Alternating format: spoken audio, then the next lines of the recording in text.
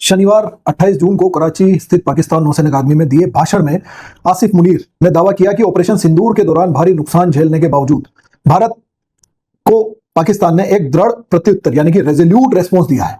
आप आत्मविश्वास देख रहे हैं। मुनीर ने आतंकी कार्यों को वैध संघर्ष यानी कि लेजिटिमेट स्ट्रगल बताने का भी समर्थन किया और कहा कि गंभीर उकसाओं के बावजूद यानी कि भारत ने इनको गंभीर रूप से उकसाया, उसके बावजूद पाकिस्तान ने संयम और परिपक्वता दिखाई तथा क्षेत्रीय शांति और स्थिरता के लिए पाकिस्तान एक नेट रीजनल स्टेबलाइजर की भूमिका में आया है। मुनीर ने यह भी आश्वासन दिया कि पाकिस्तान भविष्य में किसी भी आक्रमण का स्विफ्ट एंड बेफिटिंग त्वरित और माकूल जवाब देंगे।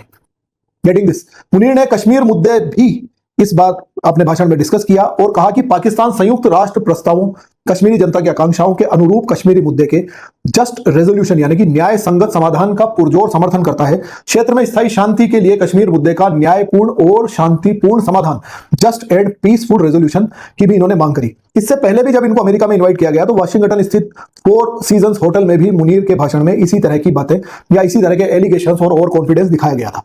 अब आते हैं बात कि पहलगामी आतंकी हमले से कुछ दिन पहले भी मुनीर ने यह दावा किया था जिसमें इन्होंने कश्मीर की बात करी थी और कश्मीर को इन्होंने जगलर वेन यानी कि गर्दन की वो जो वेन चेस्ट तक जुड़ी होती है वो बताया था कि ये पाकिस्तान की जगलर वेन है। सो मुनीर मियां, आपका ये जो भाषण जो आपने अभी दिया है और जो ओवर कॉन्फिडेंस है ना, ये आपकी फ्रस्ट्रेशन को दर्शाता है।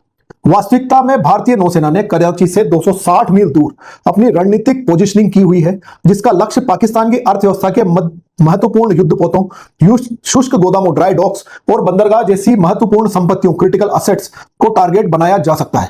यह बंदरगाह पाकिस्तान के 60% व्यापार को संभालता है जो इसे एक प्रमुख इकोनॉमिक हब बनाता है, कराची को। गेटिंग दिस, सूत्रों की अगर माने तो भारत की रणनीतिक तैनाती का मुकाबला करने में पाकिस्तानी नौसेना की डिसेबिलिटी के कारण इस्लामाबाद को 10 मई को तत्काल युद्ध विराम, सीज फायर मांगने के लिए मजबूर होना पड़ा, यानी कि इन्होंने इसकी भीख मांगी है। यह कदम ऑपरेशन सिंदूर से उजागर हुई पाकिस्तान की कन्वेंशनल जो वीकनेस है ना, जो पारंपरिक कमजोरियां है जो चली आ रही है, उसको और ज्यादा अंडरलाइन करता है।